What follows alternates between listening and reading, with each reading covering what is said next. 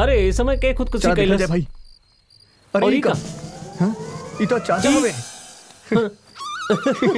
यार ई रात के का भाई सब यो के वो हंस के पूछेला का हम इतना बार बतावे की कोशिश करी तू लोग सुनबे ना कैला।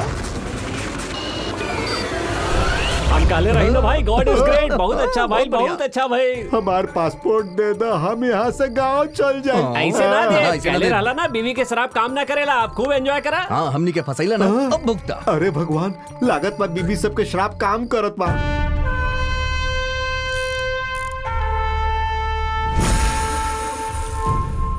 वही शादी रोके के पूरा कोशिश करत बड़े यार। लेकिन वर्कआउट नहीं किया हो रहा। लागत बा बुलेट जाम हो गई बा। I can feel it. उस शादी के रोके के होखी प्रकाश नायडू के मरे के पड़ी। हमार बंदा बुलेट रिलीज हो गई बा यार। I can feel it.